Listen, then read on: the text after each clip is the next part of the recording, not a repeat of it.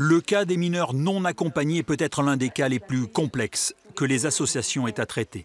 À Montpellier, Réseau Éducation Sans Frontières et la CIMAD en ont même fait une priorité. Procédure d'évaluation beaucoup trop longue et vision purement répressive de l'administration les inquiètent. Les gamins, il y a plutôt une présomption de triche quand ils arrivent, plutôt qu'une présomption d'innocence. Et ça change tout. Ce jour-là, 4 jeunes réfugiés sont venus témoigner. Parmi eux, Antoine, un jeune Ivoirien. Rien ne le prédisposait à quitter son pays à 17 ans jusqu'à ce qu'un drame familial et des menaces de mort le contraignent à partir. Sa corpulence et des tests osseux lui donnent plus de 18 ans. Accusé d'avoir menti, il est incarcéré. On m'a mis en prison. J'ai fait usage de faux. On m'a mis en prison pour ça. Bon.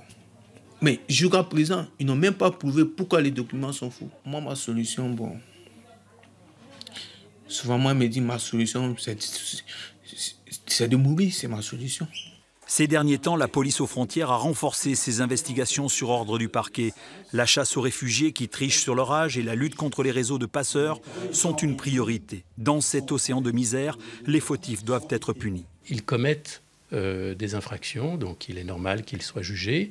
Le tribunal décide de les condamner s'ils sont coupables, c'est le cas.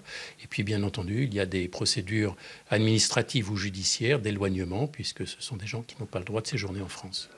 Pour ces jeunes, souvent d'origine africaine, il est très difficile de prouver leur âge. Les états civils dans ces pays sont souvent incomplets. Ali est malien et aura bientôt 18 ans. Il ne voit toujours rien venir. Nana Montpellier depuis le 13 mai 2017. Bon, depuis au Watini 60, bon, mais ambe sinola mais anna kunyere uteka seka amblaye kolla ni zuzi fana ma nyogonya foi. Ne yɛrɛ siralen dɔ n'i taara ka taga san 18 sɔrɔ o dun b'a fɔ u ka baara kɔnɔ n'i taara n'i ye san 18 sɔrɔ i tɛ foyi la. Bon, voilà, en 8 ans, la France a vu le nombre de mineurs non accompagnés arriver sur son sol multiplié par 5.